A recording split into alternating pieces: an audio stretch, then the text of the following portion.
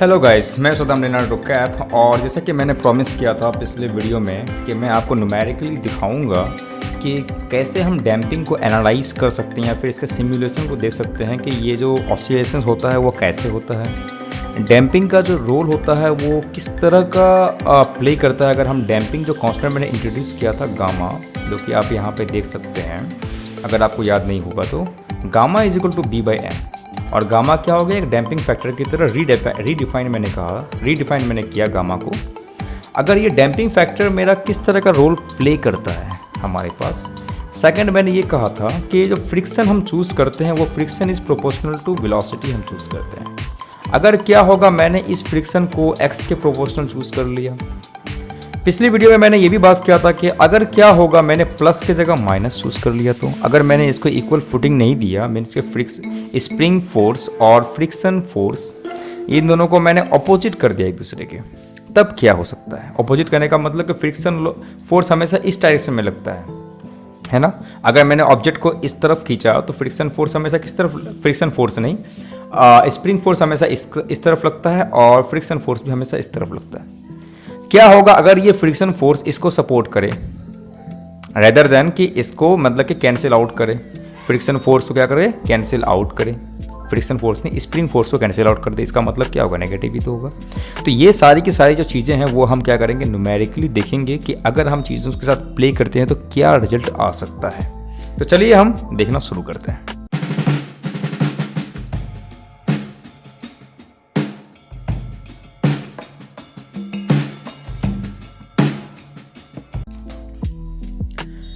तो सबसे पहला जो डैम्पिंग का इक्वेशन है d2x over dt square plus gamma dx over dt plus omega square into x. Omega क्या हो गया, हमारे सिस्टम का फ्रीक्वेंसी हो गया, गामा हो गया डैम्पिंग। अब मैंने ये देखा कि मान लेते हैं कि हमने पहले गामा को 0 कर दिया और फ्रीक्वेंसी क्या है, मेरा 1 है, कोई बात नहीं। और देखते हैं कि इसका प्लॉट किस तरह आता है, x। तो ये जो आपको दिख रहा है वो क्या है, x का ग्राफ है और ये है t का ग्राफ है। अब आपने बोला होगा कि ये nd सॉल्व किया है। तो ये nd solve basically differential equation को, सेकेंड ऑर्डर डिफरेंशियल इक्वेशन को न्यूमेरिकली सॉल्व करने का एक क्या है, कीवर्ड है। इसमें हमने इस इक्वेशन को x डबल प्राइम t, ये कहने का मतलब है d2x by dt square, gamma of x prime t means prime means t पे ये क्या हो रहा है, डेरिवेटिव हो रहा है, t एक इंडिपेंडेंट वेरिएबल है, ओमेगा स्क्वायर एक नंबर है इज इक्वल टू 0। और मैंने यहाँ इनिशियल कंडीशंस दे रखा है। ये देखिए इनिशियल कंडीशंस कितना इंपॉर्टेंट है कि सिस्टम जो मेरा हो रहा है वो पहले 0 शुरू हो रहा है और मैंने इनिशियली इसके पास एक वेलोसिटी दे रखा है, बिकॉज dx बाई dt क्या है, वेलोसिटी। तो आपको निकालना है x ऑफ t क्या होगा, और t मेरा 0 to 20 सेकंड्स मैंने ऑलरेडी इसे दे रखा है। तो 20 सेकंड्स के अंतराल में आप इस डिफरेंशियल इक्वेशन को चलाएं और फिर आप ये मुझे दें कि x ऑफ t में जब हम इस पूरे सॉल्यूशन को डालेंगे तो टाइम को जैसे मैं वेरी करूंगा तो आपका जो प्लॉट है वो किस तरह दिखेगा मिलेगा।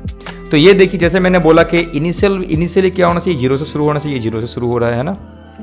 और फिर ये क्या कर रहा है, वेलोसिटी इसमें क्या है, 1 है, जिसकी वजह से वो काम हो रहा है। लेकिन अगर मैं इस वेलोसिटी को मैं 0 कर दूं तो देखिए आपका लाइन क्या होगा, फ्लैट हो गया, मीन्स कोई भी आपकी ऑसिलेशंस नहीं होगी। लेकिन अगर मैं इसको 1 कर दिया तो अगेन आप देखोगे कि ये ऑसिलेट कर रहा है। मीन्स के दोनों में से किसी एक को आपको देना है, यानी स्ट्रेच करो या कुछ भी करो तो हुक्स लॉ काम करता है। तो जैसे कि हम लोग बोलते हैं ना कि मास को क्या करते, पकड़ के खींच दिया और उसके बाद ऑसिलेट करेगा, तो ये सिचुएशन कहाँ हो गया, इस टाइप का हो गया। मैंने खींचा और ये यहाँ से ऑसिलेट कर रहा है, तो ये कोसाइन फंक्शन के टाइप का काम हो रहा है ना। तो ये बड़ा ही एक इंटरेस्टिंग फीचर है। तो अब भी हम बात करेंगे कि चलो मैं डैम्पिंग इंट्रोड्यूस किया, मीन्स कि गामा 0 का मतलब ये फैक्टर तो है ही नहीं, मेरा सिर्फ स्प्रिंग वाला है जो सिंपल हार्मोनिक मोशन है वो हो रहा था। मैंने समझ लिया इनिशियल कंडीशंस किस तरह से काम करता है। अगर ये मैंने इन दोनों को 1 कर दूं तो फिर देखिए कोई बात नहीं, ये काम कर रहा है 1 के साथ। और थोड़ी सी क्या हो गई, वेलोसिटी ज़्यादा हो गई, इंक्रीज करके 1.5 तक को टच कर रहा है ये, बिकॉज एक तो आपने पहले भी उसे क्या कर दिया, एक स्ट्रेचिंग दिया, प्लस उसमें ऑलरेडी वेलोसिटी थी, तो इसकी वजह से इसकी जो एम्पलीट्यूड है वो क्या हो गई, बढ़ गई। अब यहाँ देखिए जितना ऊपर पीक जा रहा है उतना ही नीचे की तरफ क्या हो रहा है, पीक जा रहा है, इसमें कोई प्रॉब्लम नहीं है। चले जी हम इसे पहले 1 से शुरू करते हैं, ठीक है ना। ये होता है गामा को 1 ले लेते हैं तो क्या हो जाएगा, अरे ये क्या हो गया, ये क्या हो गया भाई। तो मैंने मान लेते हैं ऐसे मैं 0 से स्टार्ट करता हूँ, ठीक है, 0 से स्टार्ट कर दिया फिर भी ऐसा हो गया। तो अब देखिए क्या हो रहा है, बेसिकली ये हो रहा है क्या, ये कह रहा है कि अगर आपने पोजीशन को 0 से स्टार्ट किया और आपने इसकी वेलोसिटी 1 दी तो बस एक बार ये पीक पकड़ा, और पीक भी कितना, 0.6 तक बस। और उसके बाद डायरेक्टली जब दूसरी बार वो जो जा रहा था, मीन्स कि अगर वेलोसिटी अगर आपका राइट की तरफ जा रहा था ब्लॉक, उसके बाद जब लेफ्ट की तरफ आने लगा तो इवन इफ वो किसी तरह से ओरिजिन को क्रॉस कर पाया, अपना मिनिमल क्रॉस कर पाया और थोड़ा सा जाके पीक पकड़ लिया और बस आ गया। मीन्स कि ये हो गया heavy damping case, means gamma is equal to 1 मैंने कर दिया। तो इतना ज़्यादा डैम्पिंग हो गया कि बस सिर्फ एक ऑक्सीलेशन काफ़ी था।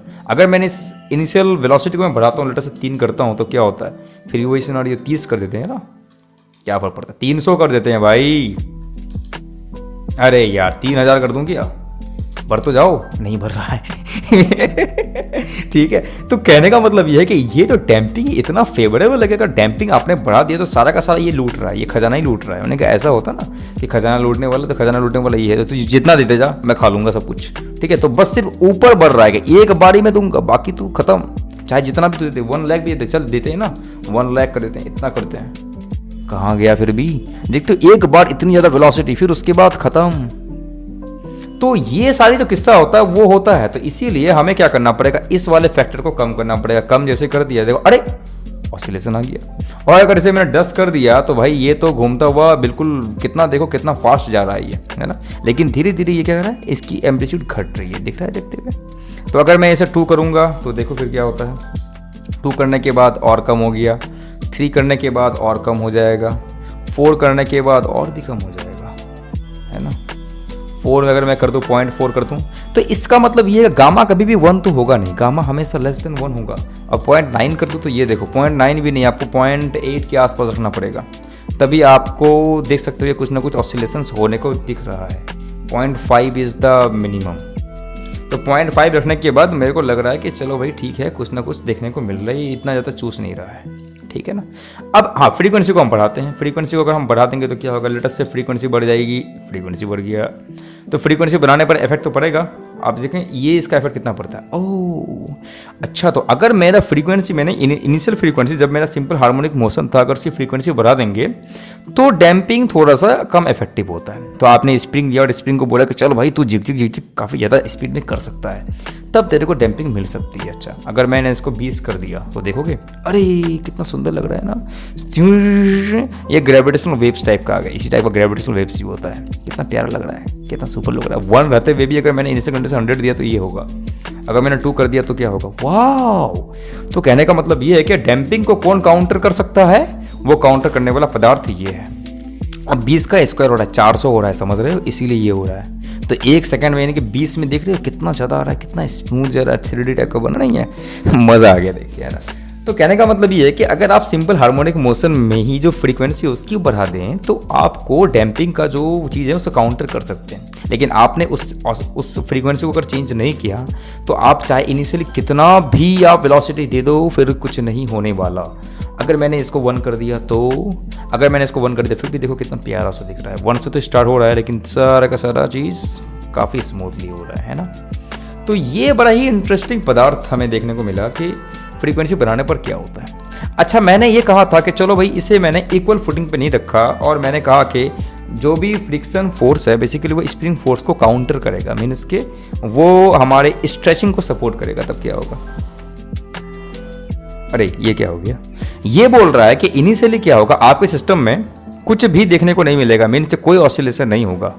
कहने का मतलब ये है, तो कहने का मतलब क्या हुआ, कहने का मतलब ये कि ये जो पदार्थ है आपने इंट्रोड्यूस किया वो एज अ काउंटर अभी भी कर रहा है, मीन्स के वो रोक रहा है। बेसिकली क्या कर रहा है कि जैसे ही आप दे रहे हैं ना, यानी कि इसको तो काउंटर कर रहा है, एफएस को काउंटर कर रहा है, पर जैसे आपने स्ट्रेच कर दिया स्प्रिंग को, ठीक है, स्ट्रेच कर दिया स्प्रिंग को, तो अब स्प्रिंग फोर्स के पास इतनी हिम्मत नहीं है कि वो दोबारा लेके आए, मीन्स कि वो उसको सपोर्ट ही कर रहा है बेसिकली।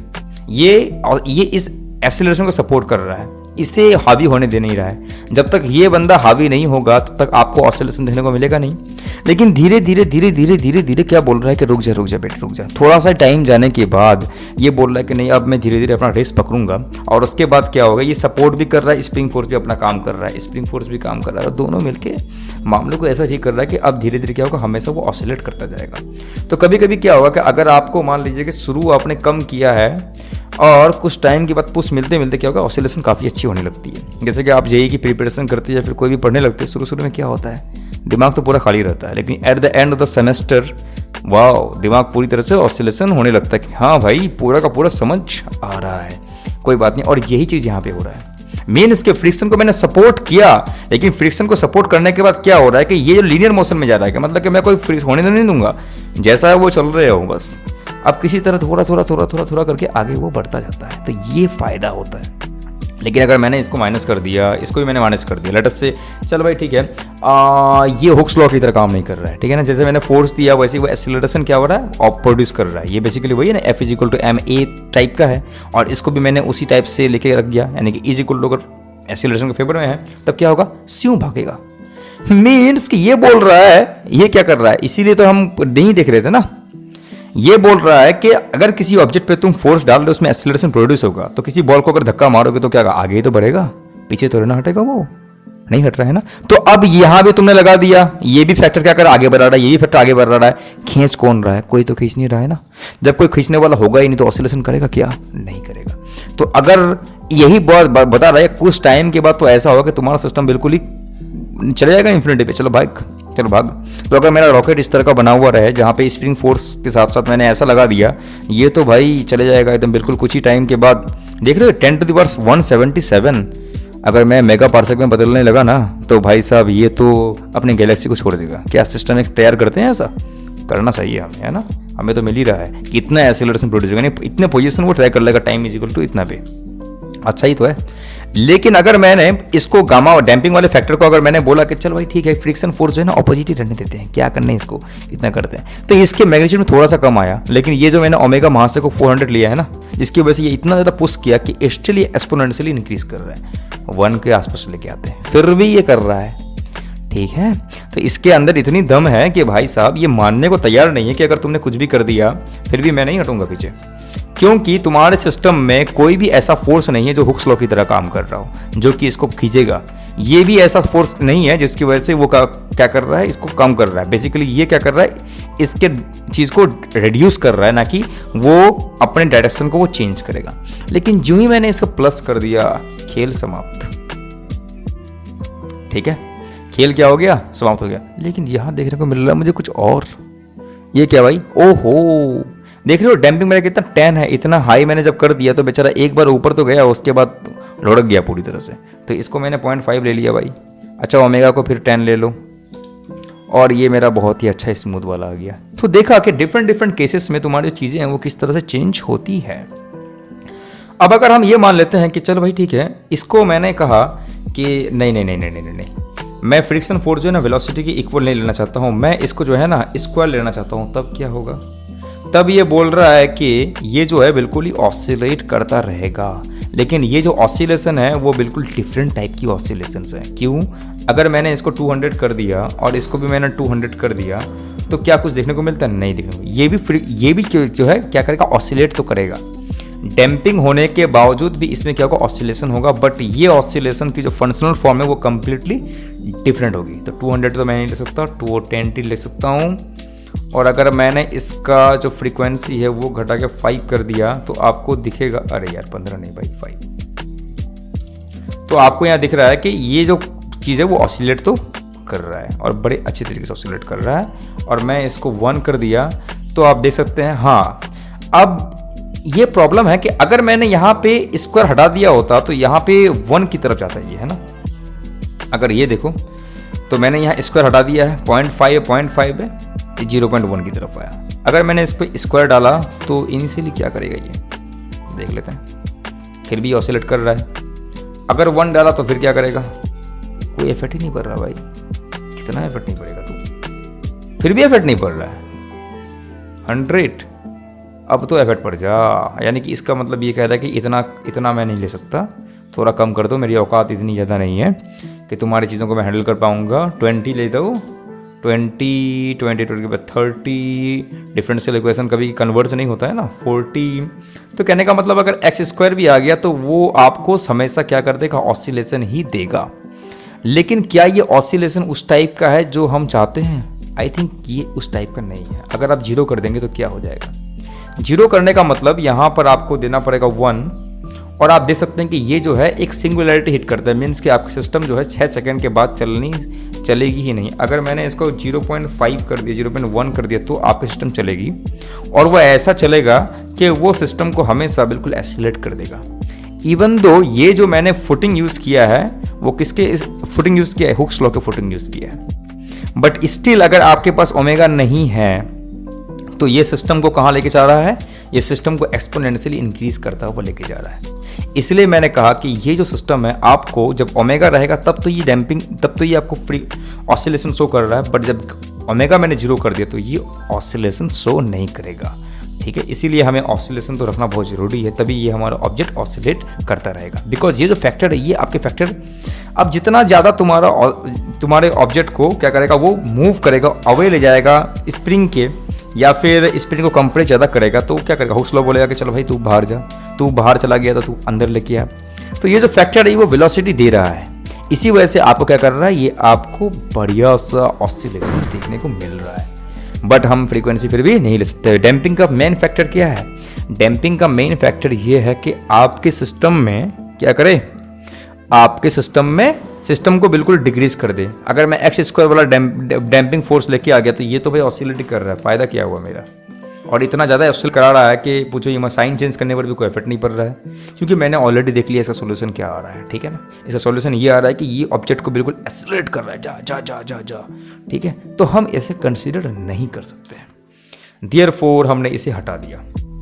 लेकिन अगर मैं ऐसा ही करता हूँ, अगर मैंने x ऑफ t लिया तो ये तो भाई साहब ये दोनों सेम ही तो हो गए, gamma plus omega square, omega का 2 है, 0.1 है, इन दोनों करो 4.1 आ गया, तो कुल मिला के ये ऑसिलेट ही करता रहेगा। ठीक है, इसीलिए हम x ऑफ t नहीं ले सकते हैं। अगर मैंने x डबल प्राइम ले लिया तो क्या आएगा, x डबल प्राइम ले लिया तो भाई साहब ये बोलेगा कि आप ये दोनों सेम हो गया, 1 प्लस गामा एक फैक्टर आ गया, गामा इज इक्वल टू 0.1, इसको सॉल्व करेगा तो ये बेसिकली क्या हो गया, सिंपल हार्मोनिक मोशन ही हो गया, डैम्पिंग तो हो नहीं सका। तो गामा का मतलब डैम्पिंग तब बनेगा जब इसमें हम वेलोसिटी को इंट्रोड्यूस कर देंगे, तभी ये डैम्पिंग टाइप का हो गया कि जितना भी जो भी फ्रीक्वेंसी आपका है वो धीरे धीरे क्या हो जाएगा, डिक्रीज होता हुआ आपको नजर आएगा। और इसमें ओमेगा का बहुत बड़ा खेल है, अगर ओमेगा ने आपने कम चूज कर लिया तो फिर आपको अच्छा डैम्पिंग नहीं मिलेगा। तो इसीलिए क्या करते हैं वो लोग जो स्प्रिंग बनाते हैं तो ऐसा नहीं कि बहुत ही बार बहुत ज़्यादा ही उसमें फ्रीक्वेंसी हो, उसकी फ्रीक्वेंसी को रिड्यूस करके रखते हैं और थोड़ा गामा को बढ़ा देते हैं। अब इतना भी ज़्यादा बढ़ाएंगे नहीं कि बिल्कुल वो क्या हो जाए, हार्ड एक लोहे की तरह बन जाए, ऐसा नहीं है। हमें थोड़ा स्प्रिंग चाहिए। स्प्रिंग का काम ही ये होता है कि आपकी जर्किंग जहाँ चलता है ना, या जर्क होता है, जहाँ पे जर्क आ गया वो एक दो बार ऑसिलेट करे बस, उसके बाद खत्म हो जाए। ऐसा नहीं कि आप बैड है जंपिंग पॉल के तो आपकी बैलेंस गई, आप एक्सीडेंट होके हुए खत्म हो जाओगे। ठीक है, तो ये जो सारी चीज़ें हैं वो होती है अगर हम गामा और ओमेगा के साथ प्ले करें। तो अगर आपको मैथमेटिकल के बारे में भी अगर नॉलेज चाहिए तो मेरे कुछ वीडियोस बना रखी है मैंने, किस तरह से आप इन सब डिफरेंशियल इक्वेशंस में या फिर जो मैंने प्लॉट लिखा है इसमें जितनी भी चीज़ों को मैंने लिखा है उनके साथ आप कैसे प्ले कर सकते हैं। तो आप इनका फ़ोटो ले लें और आपके पास अगर मैथमेटिक है तो आप उसे यूज़ कर सकते हैं। प्लस आपने मेरे वीडियो को देखा होगा, मेरे वीडियोस मैंने मैथमेटिका में बना रखा है। तो ये है मैथमेटिक्स विद फिजिक्स, और हम इसे प्ले किए, चीज़ों को देखा, पैरामीटर्स को चेंज किया, उनके फिजिक्स को मैंने चेंज किया और देखा कि किस केस में क्या क्या हो सकता है। तो अगर आपको अच्छा लगा होगा वीडियो को जरूर शेयर करें, सब्सक्राइब करो मत, सब्सक्राइब करना मत भूलना। ठीक है, और दोस्तों को जरूर से, पैसे नहीं लगते, ठीक है ना, पैसे नहीं मांग रहा तुझे, तुमसे मैं पैसे नहीं मांग रहा, ठीक है ना। तो इतना बढ़िया कंटेंट तुम्हें मिल रहा है, सब्सक्राइब तो कर दूंगा। ठीक है, चलो मिलते हैं, बाय।